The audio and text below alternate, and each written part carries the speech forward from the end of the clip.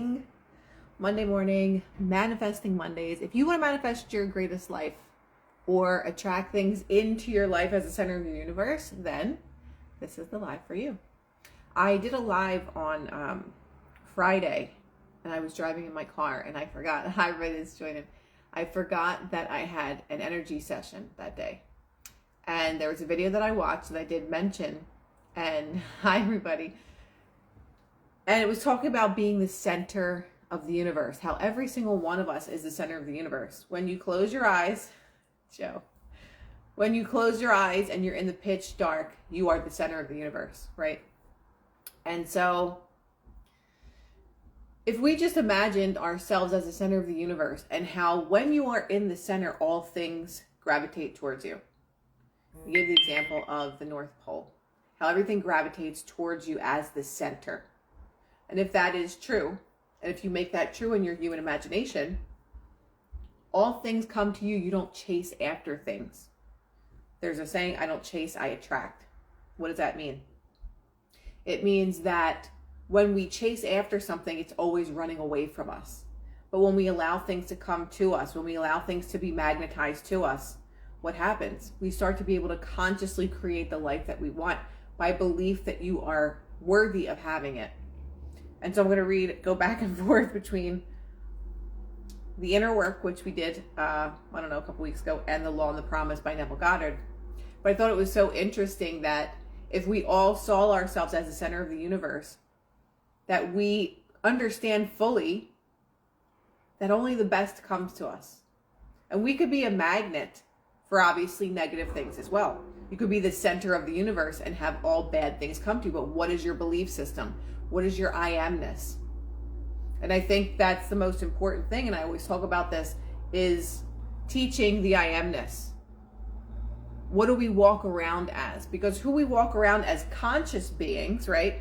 We're conscious of maybe being beautiful, or we're conscious of being wealthy, or we're conscious of having all the things that we want, but the subconscious mind might tell a different story.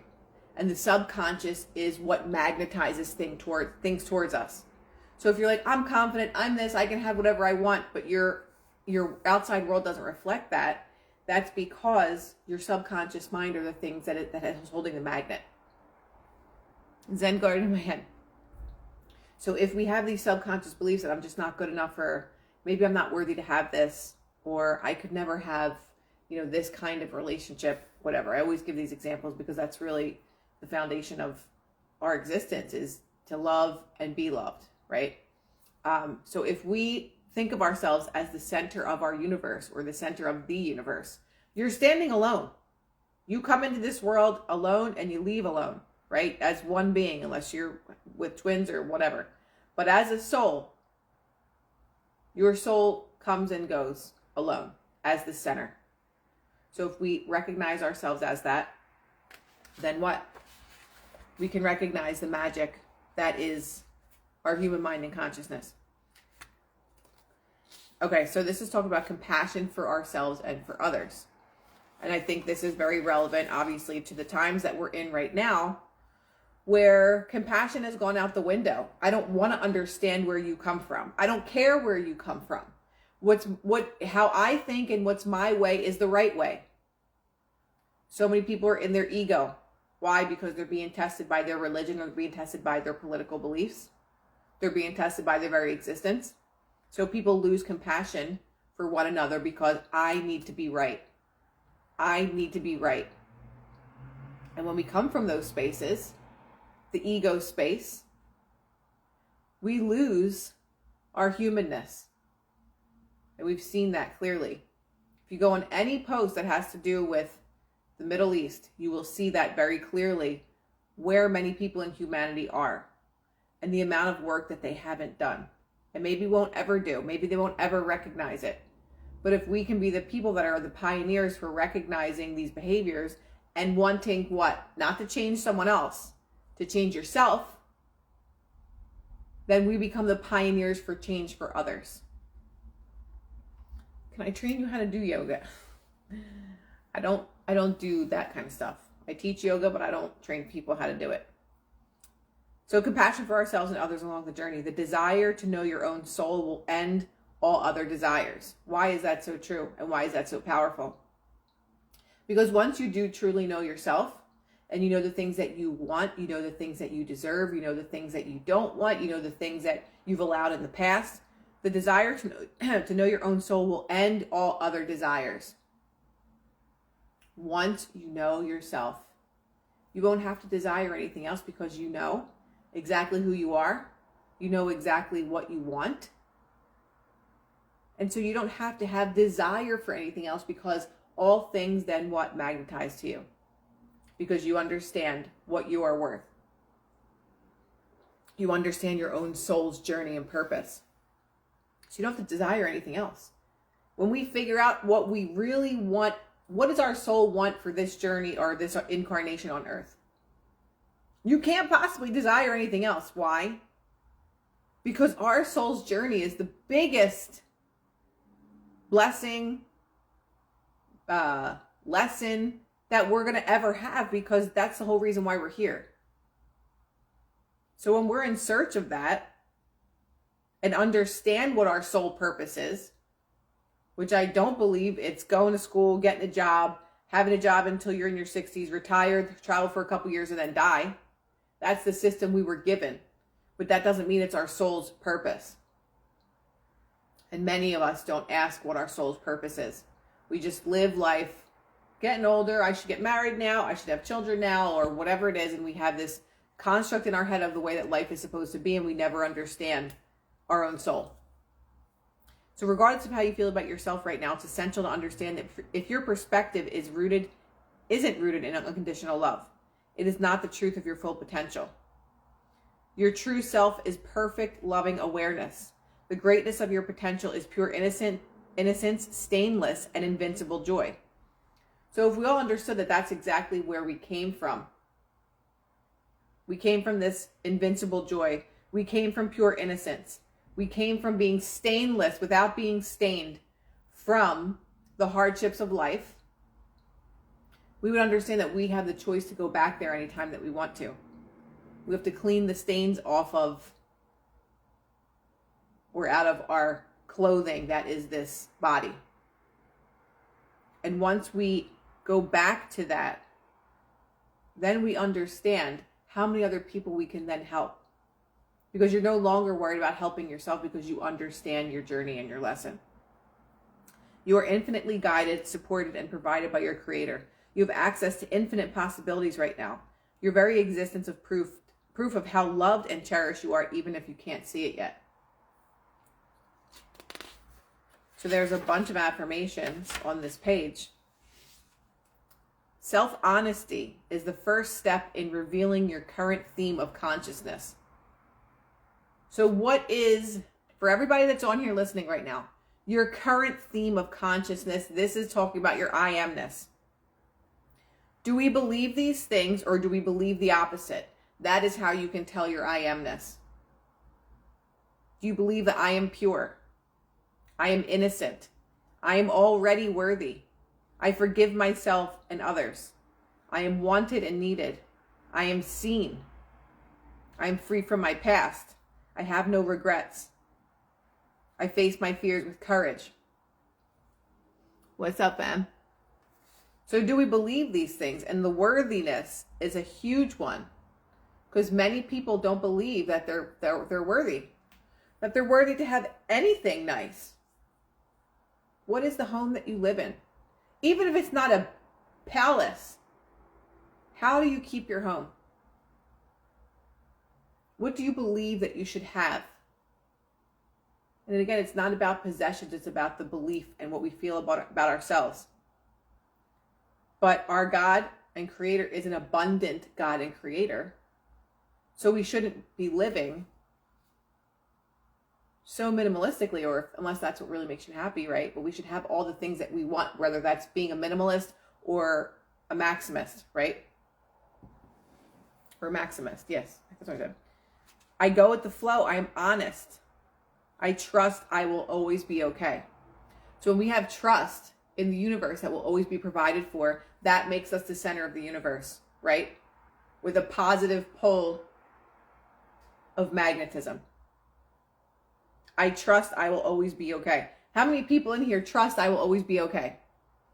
You can say yes or no when you comment. So, I trust I will always be okay. I can say that I don't. And even though I am working on that, I know that I don't 100% believe or trust that I will always be okay. We got some yeses in here. Yes, yes, yes, yes, yes. I love it. I am unique and gifted. I believe that about myself. I definitely believe that about myself. I'm unique and gifted. But I'm a perfectionist. So everything that I do has to be perfect, quote unquote, right? But that's also a trauma response. So there's that too. So we have some no's in here. Yes, I will. It will be okay. Work in progress, mostly yes. Karen, hi. What a work in progress. We're all a work in progress, right? But when we start doing this work and being conscious creators, if you don't like the word manifestation, take it out. Because prayer, manifestation, it's the same. Just the wording is a little different. When people pray, most of the time they beg and they come from a state of lack, of not having. But if we're praying and we just say, thank you, God, for giving me all the things that I need, rather than please, like begging, it's obviously different, right? I'm a success. My life is a success. I see only opportunities. Do we see opportunities, or do we see things as when something doesn't go our way? Do we see that as an opportunity to say, okay, maybe I could shift this way or that way? Or do we see that possible hindrance as, see, I knew this wasn't going to go work. I knew this wasn't going to work out. We can either look at things as an opportunity, which in manifestation world or law of assumption is the bridge of incidence. So a lot of times when we're trying to attract things or magnetize things to us, not trying, but being what we want, unfavorable things will happen. And you're like, why is this happening this way? But if we trust that I will always be okay, then we're allowing the bridge of incidence, no matter how bad they might look. If it's not your end goal or desire, it's not the end. Even if your end desire is to manifest a specific person back into your life, whether it's a friend, whether it's a family member, whether it's a spouse, even if that happens, that you are manifesting a person, right? You're bringing the law of assumption. I'm so happy that this person is in my life. You go into your imaginal act, right? You're calling this person in. You're not chasing after them. You're not saying, why didn't you text me? I can't believe I haven't heard from this person. You're saying, I'm so grateful that they're in my life and we have an amazing relationship. So are we trusting that it will always be okay? Because if we do, then the bridge of incidence, even if the person calls you up and says, I hate you, I never want to speak to you ever again. If you take that as your truth, then it becomes your truth. But if you look at that as your bridge of incidence and say it's not the end. My end is that I have a solid relationship with this friend or this family member or this man or this woman or my child. I was talking to somebody when I was out in Tulum, and she was really upset and she was crying, and her son's father was brainwashing her son to believe that his mother was horrible, and she was so upset. She's like, he's literally like 2 doors away from me and he won't even come see me. And I said, you need to see the situation different in your mind. See in your mind that your son sees the truth about his father is, and he always comes back to you because he knows that his mother loves him. So she just was looking at me confused. And I think when people don't really practice the law of assumption or really even know what it is, because we know like, oh, the secret, yeah, like manifesting, but people don't really know the skill set or how to use it or how to implement it in your life, even though we're doing it every minute of every day. So I began to explain that to her. And the next time I saw her, which was maybe an hour later, she was crying. This woman was crying. She's like, his father just tells him all these terrible things about me. And so I said, change the story in your mind in the way that you see it unfold. Change the story in your mind. He's going to come to you. He's a smart kid. He's 14 years old. He knows. Within an hour, he came and saw her. Within an hour. So that's how fast things can change. But that bridge of incidents at that moment looked so horrible. How could my son not want to see me? When we plant that story in our mind, there's all these other things unfolding at the same time. And all of a sudden, he came and saw her. He came to see her. So in her mind, she was creating this scenario that he wasn't going to see her and that he didn't want to see her and that he thought that she was a horrible person and all these other things. And I said, change the story in your mind. My son always comes to see me. Anytime he's close by, he always wants to come and see me and say hello. He ran over and gave her a hug and he came and said hello. And then the whole trajectory of our day changed. We literally have the power to do these things in our minds. And if we understand and know how to utilize that magic that we are, our entire life will completely shift. It's so difficult when you are in a situation that looks like not good and horrible and how could this happen? And yeah, right, I'm just thinking these things. It's never going to happen for me. It's so hard when we're in that situation, when we're facing a breakup or when someone is really sick or whatever it is that happens, right? It worked an hour later, Joe, yes. And that's the thing, like we can manifest things very, very quickly. Things can shift instantaneously. Instantaneously, things can shift for us. It just depends on how much emphasis and a lot of other factors, how we think about things. If we shift our mindset, we shift our frequency, it could be very fast and it happens. But other times you put things on a pedestal, like if you need a bunch of money, I need $40,000. I need $40,000. How am I going to forget it? I don't have this much money. I only have $1,000 in my bank account. I'm not going to be able to pay my bills. And you look at things from that perspective, like it'll never happen for me. Like I've always been poor.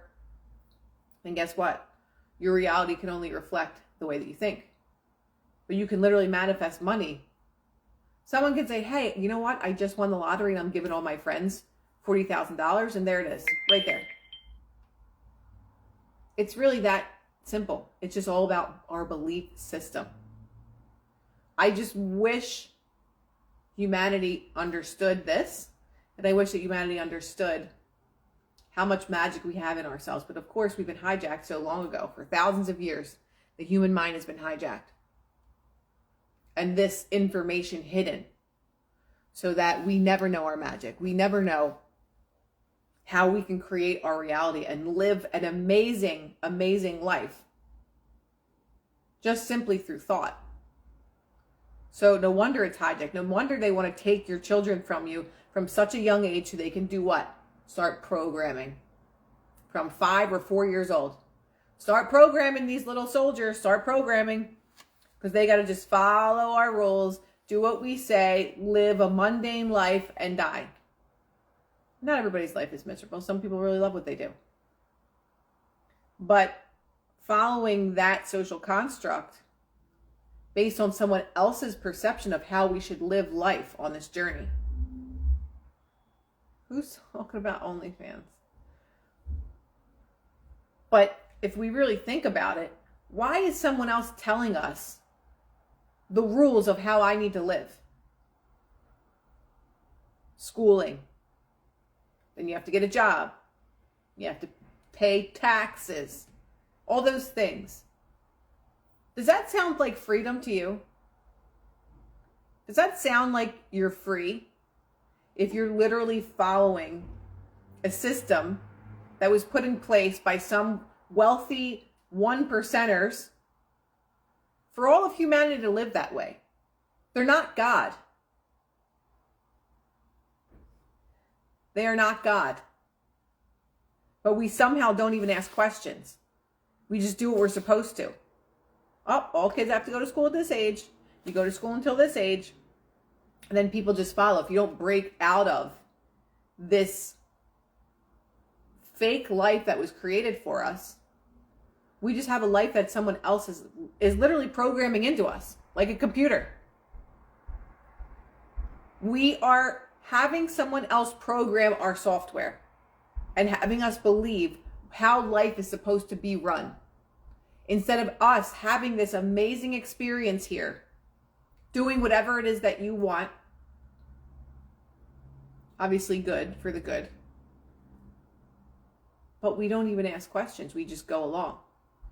And I think there's many people in here, if not the majority, that are rebellious people that want more out of life, that want to answer their own questions, that want to create their own reality, instead of having this experience in this lifetime created for you.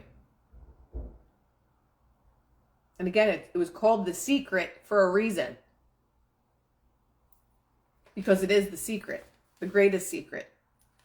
So now I'm switching over to the law and the promise. Mental things are alone real. Where is the existence out of mind or thought? Where is it but in the mind of a fool? Existence is in the mind and it is thought. Right? The existence, where is the existence out of mind or thought? Once it becomes a thought and it goes out of your mind, where does it go? It plays out into our reality. So once we have that thought that we're thinking feelingly with feeling, it's actually being created. It's actually being drawn to you. Because with emotion, when we think with emotion, we think about a fight with somebody or what we're going to say or, why does this always happen to me? Bad things always happen to me. I'm so unlucky. We feel with those type of thoughts. So your emotion is energy in motion. Once that energy goes into motion, it finds all things that are on a similar frequency and then it boomerangs back to you. Memory, though faulty, is adequate to the call for sameness.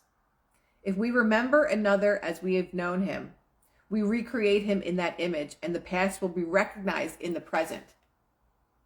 So when we think of someone, when we call that person forth into our mind with their old story, say it's a relationship, and you're like, I really want to get back with this person, but you see that person as the same as they were.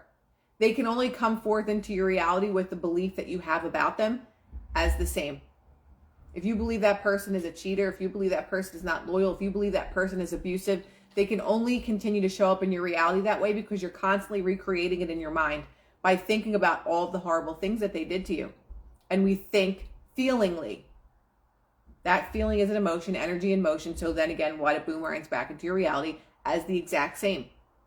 But once you start to see someone differently, once you see them in your mind and you recreate a picture and a scene in your mind, and you think about them feelingly, how amazing it is, and it's, that we're already married for 2 years, and whatever the scenario is, or even your boss at work.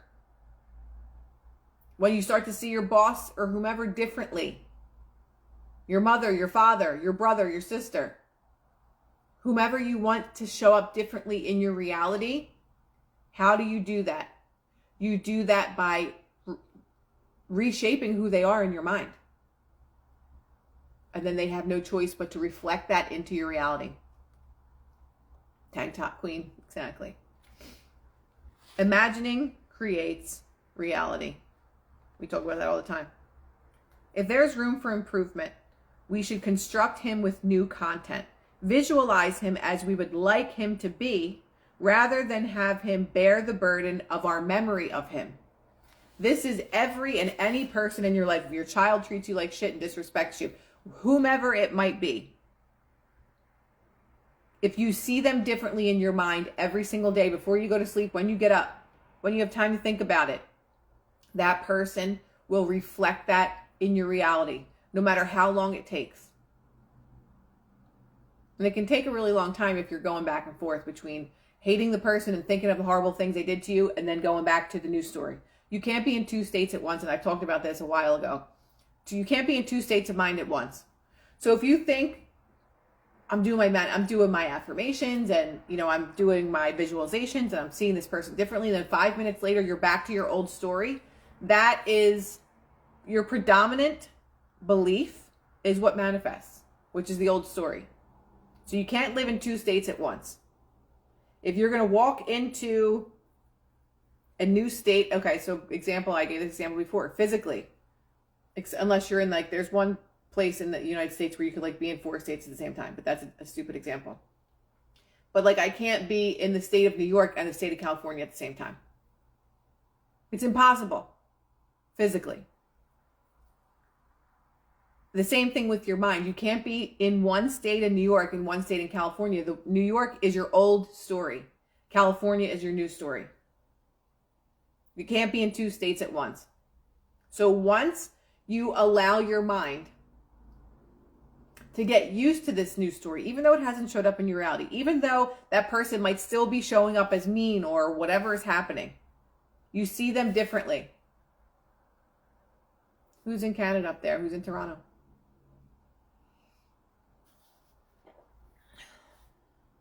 Joe, I don't know what the hell you're talking about.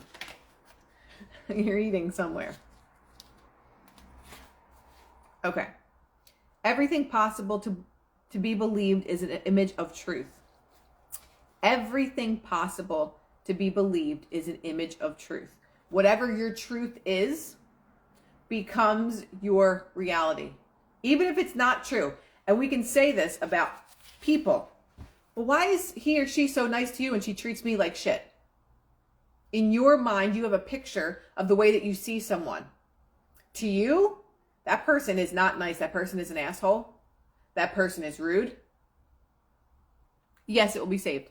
I save all my lives on Mondays and Fridays normally. But they'll show up for someone else completely different. Why? Because one person has the belief that I will be treated like a king or queen, that I will be respected, that everyone that shows up for me is kind and loving. So one person can show up for 2 different people, completely different. And it's all about our beliefs about ourselves. Like someone that was dating a person, and that person chose someone else. And that's after them telling you, I just don't want a relationship. Then they end up getting in a relationship and getting married to that person. Why? Your beliefs about yourself. The person that they ended up with, I'm worthy. I'm always chosen. I'm always a priority. Maybe your belief system is, I'm just not ready for the type of love that this person can give me. I was always left out when I was young, right? And manifestation, this is all our own manifestations without consciously manifesting it. We don't know that we're manifesting these things unless we are conscious creators, unless we know how this all works. Because once we know how it all works, that's when the magic happens and the magic begins. When you're like, this is the beliefs that I've had about myself my whole life. That, my family was poor, so now I'm poor. Or that money is really hard to make. Or that there's never enough to go around. Or that we can't afford that. So if you recognize that those are your I amness, or that is your I amness, I am not loved. I am not chosen. I wasn't chosen by my parents. I was ignored. I wasn't given the emotional stability that a child needed. So now I have a poor concept of myself and who I am. So then that manifests. So all those factors are what lives our lives and what creates our state of being every day, over and over again, until we change it. So if you're wondering why someone chose someone else over you, even if it's for a job that you were more qualified for, but someone else was chosen over you, their energy in motion believes that I'm worthy, that I'm chosen, that I'm the best for this position, even if I'm not. And so what happens? That person gets the job and you don't, because you believe about yourself, yeah, it's a great job, but they're never going to hire me. There's too many other people out there. Even if you're the most qualified, your I amness will reject anything good that is coming your way because of the way that you believe about yourself and your life. Yeah, I'm just not ready for it. What is underneath the I'm not ready for it? Like people with love. Yeah, I'm just not ready. You're just not ready because you just don't feel that you're worthy of being loved. So when we say things, we make excuses for things, there's always an underlying reason underneath of there. Then there's probably another layer under that, then probably another layer under that, until you uncover what exactly your one thought about yourself is that is repeated in every single area of your life. That is your I amness. That is what your supercomputer is programmed with. So your program only needs one sentence: I am not worthy. And then everything in your life will reflect those things. I'm not healthy. Everything in your life you'll find that you're living in a house that has mold or toxic mold or something like that. I am not healthy. All of a sudden you trip over something and then you hurt your knee after you just hurt your ankle the day before. Uncover what your one sentence is that is the driver of your car in this vehicle here. The driver of your vehicle. And you will find the reason why your life is unfolding in the way that it is. One sentence. And it's usually, I am not worthy. I am not chosen. I am not abundant. I am poor. There's not really that many statements. I am not loved.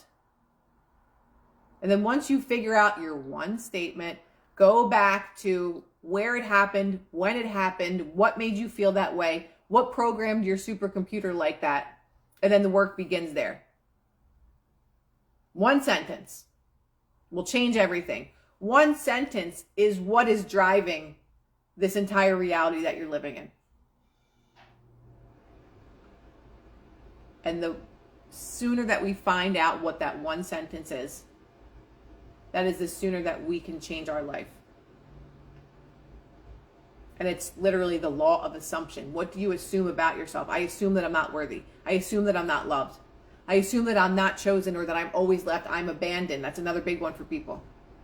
I just assume people are going to leave. I've always been left. That's the only thing that can happen in your reality, is you being left, because that is what you believe about yourself to be true. So if we have any homework for today, it is figuring out the one sentence that drives your entire life. No matter what you're doing throughout your day, it's going to show up. It shows up every day. It might show up every minute. It might show up every hour. But that one sentence that is creating your life shows up every single day. Love from the UK. What's up? I did the impossible. Now anything is possible. Yes, Ben, you did. Lot joining after hearing this truth. I know, guys. It's not what we want to hear. We don't want to hear this. We don't want to hear that we're the reason why our life looks the way that it looks because of our one sentence, our I amness. But guess what? After we discover what that is, now you can change it. Right? Think about E equals MC squared. Think about your childhood. Think about the feeling that you felt most. Some people were bullied as children, and that is their driving thing, that you're always a victim. I'm always being victimized.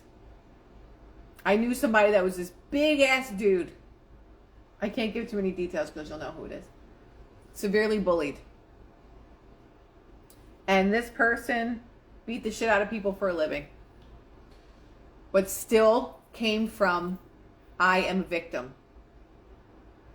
I was bullied. Like, that lived this person. So he could never accept love. He didn't know how to be loved because he was bullied for so long. Like the type of bullying that you go in the bathroom, you lock yourself in the bathroom stall and you eat your lunch every day for school type of bullying. That programs you so fucking deeply that it runs you. That's your computer that runs you. That's your programming that runs you. So if you try to get close to someone like that, they will push you away. They will verbally abuse you. They will emotionally abuse you because they can't accept, their programming cannot accept love. My daughter from my husband's first marriage, she's a bully. It's sad. So there's a lot of people where their I amness is, I am a victim. Right? Took me decades to get out of victimhood. In 3 weeks, I have lost my home, my partner. I have nowhere to live. Total blank canvas. That's horrible that happened to you. But now we get to start with the blank canvas. What is your I amness? I have an amazing home with an amazing partner. And if it's the partner that you left and it was a good relationship and you want it back, you see it in your mind differently and you recreate the life that you want to have with this person. And you live in your mind as much as you can as if you're already having it. And if that's too difficult, find things that you're grateful for right now. And she was by her step-grandfather. She was bullied by him or what? So we'll end here, I think. Yeah. All these books, man, are just thinking about what your I amness is.